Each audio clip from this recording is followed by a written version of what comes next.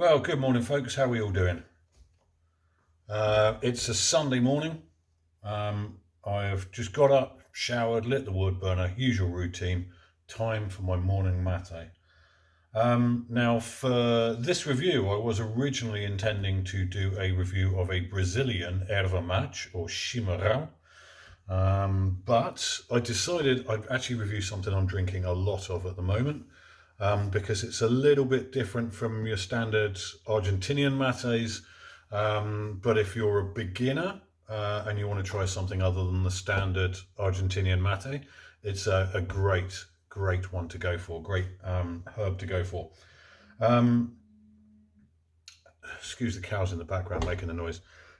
So yeah, the yerba or erva I'm going to review is this one here, Baldo.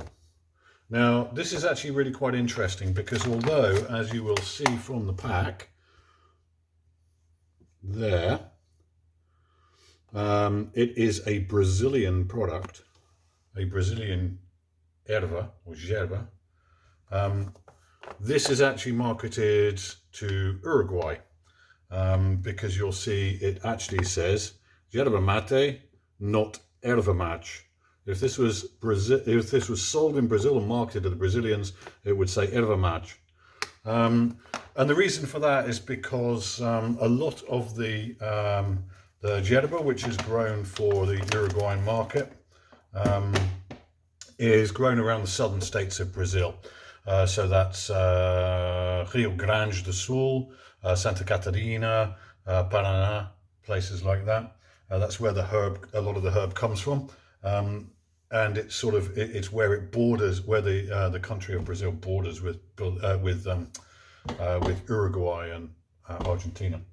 So a lot of the herb that you get in those countries actually comes from Brazil. But the other reason that this is actually a Uruguayan herb is because of the cut. Now the cut is what they call Padrón Uruguayo #1. Which means it's no less than 90% leaf and no more than 10% stem, and it's finely cut, really quite finely cut. So it's not like really finely cut powder. It's not a powdery yerba, but it is very finely cut. And for that reason, you need a little bit more specialized implements and skill to drink it. But that said, don't let it put you off. It's great stuff. I've been drinking it crazily since I first discovered it, really. So straight on, I'm going to just change the camera angle and I'll show you what I mean. All right, so here we are.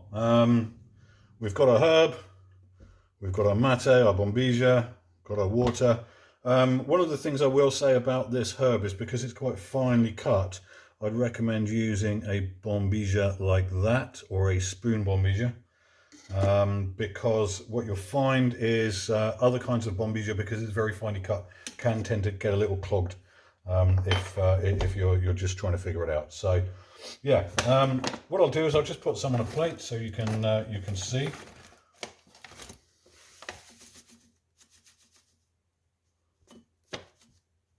Okie dokie.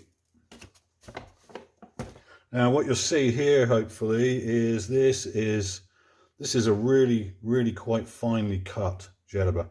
You can see tiny little bits of stalk in there, but not a huge amount.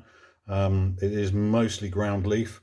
It's quite dusty. It's got a lot of what in Spanish is called polvo, dust. You wouldn't say that in Portuguese because otherwise you'd have an octopus in your herb. But yeah, if I compare it to an Argentinian mate, so let's put some side by side here for you, you can get some idea.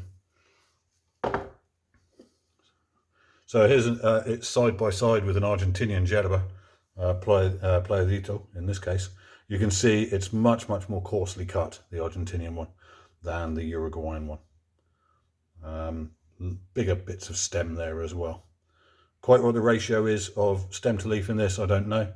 But anyway, on with the making of the mate.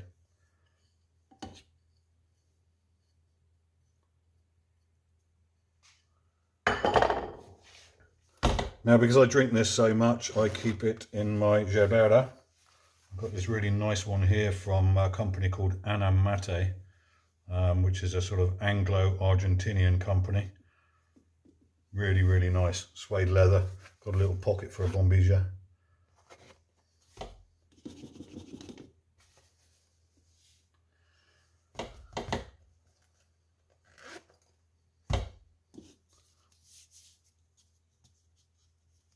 All right. And what you'll see, if you compare this to an Argentinian mate, an Argentinian yerba as well, I'm not sure if you can see that on my hand, is a lot more dust. A lot more dust. So let's get our room temperature water in there. It takes a little bit more skill to, or I wouldn't say skill, I'll say practice. Let's say practice. It takes a little bit more practice just to get this right with a finely cut Uruguayan Uruguayan yerba like this. So we'll set that down for a bit, and I'll come back to it in a moment when I do the review. All right, so here we are. So my yerba has been sitting in the mate for a good few minutes now while I've been pottering about doing something else, and I'm ready to take my first drink. Now, one of the important things about the Uruguayan cut or Uruguayan cut of yerba is because it's so fine, you have to maintain this montañita here with a little bit more care.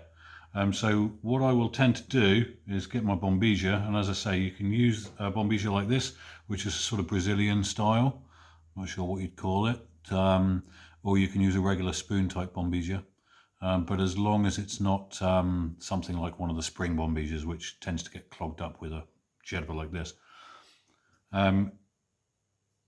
Pop it in the side and just pack the side of that montañita, that little mountain of dry mate,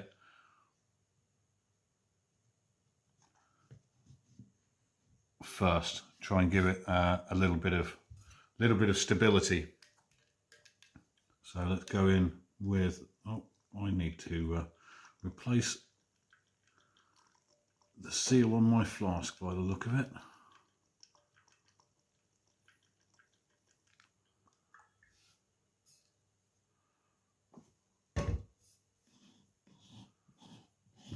Okay.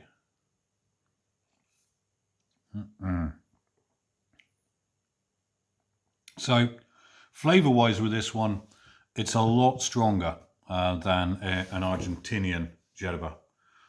Quite a lot stronger, in fact.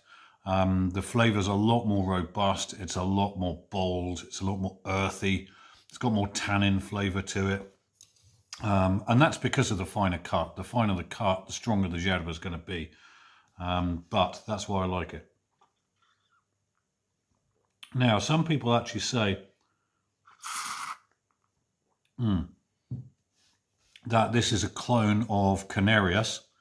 I would disagree with that. Now, Canarias, I'll get around to reviewing at some point, but it's the sort of, when I explained in my introductory video to this series, it would be on the kind of more robust end, the stronger end. So if you're comparing it to a pipe tobacco, for example, it's going to be your H.H. Rustica. I would disagree that this is actually a clone of Canarias. I think this really is, in and of itself, a completely different animal. For reasons that I'll get into probably when I do the Canarias video. I might even do a side-by-side. But this, I actually think, is better suited to a beginner who wants to get out of the sort of safety net, if you like, of regular, chill, fairly kind of weak yerbas, Argentinian yerbas like Playadito or Cruz de Malta or something like that, and get into something a bit more bold and robust. I was turned on to this mate originally by a channel on Instagram. If I remember, I'll put a link to his Instagram channel in the bucket underneath.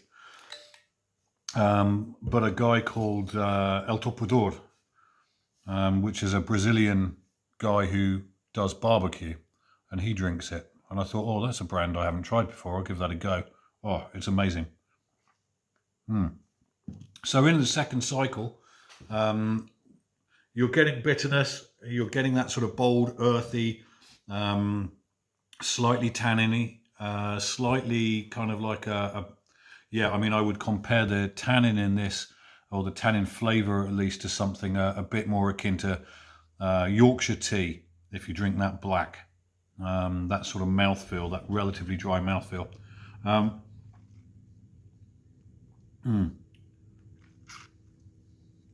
Yeah. And caffeine hit that you get with this as well is worth talking about. But I'm just going to, we can see I've drained the yerba, drained my mate. So I'm just going to, you can see that, pack that wall a little bit more, just to give it a little bit more stability, stop it clogging up the bombilla. There we go. Let's just change this camera angle again, and you can look at my pretty face.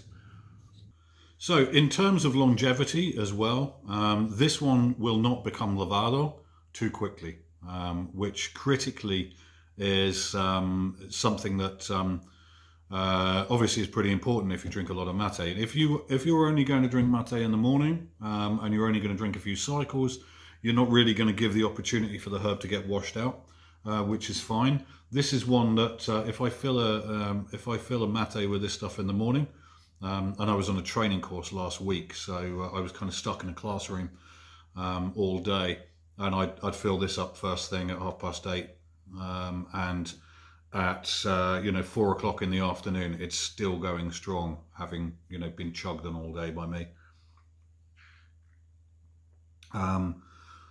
And doesn't really lose that flavour. It still kind of maintains that boldness and robustness and complexity of flavours. So there's a little bit of smokiness to it now. I'm in about cycle 4 or 5 now, something like that. Little bit more smokiness, bit more of a black tea tannin kind of taste. Yeah. So if you're a beginner and you've had a couple of goes on, your entry level beginner's yerba mates like Cruz or Playadito or something like that, this is a really great step into a different kind of world. And honestly, trust me, I reckon once you try it, you'll probably go, oh yeah, that's the one for me. When your palate's developed a bit more and you're not really getting just this bitterness and nothing more than bitterness, absolutely cracking yerba. So readily available in the UK. You can get it from Euroshop. You can get it from Anamate, I believe. You can get it from Mate Mundo, I think. But yeah, highly recommended, in my opinion, if you want something a bit more punchy, a bit more robust, a bit more earthy, and packs a lot more in the way of both flavour and the caffeine high than some of the other sort of entry-level mates, let's say, entry-level yerbas. So yeah, that's kind of my summary of one of what is at the moment one of my favourite yerbas, Baldo. Baldo in Portuguese actually means bucket. Excuse me. So I don't know whether or not there's a particular nuance in Brazilian Portuguese that I'm not aware of, or whether it's actually a reference to what the cuia that one drinks it out of. I've no idea. If anybody knows, by all means, feel free to tell me. There you go. Anyway, salut, folks, and I'll catch you on the next one. Ciao.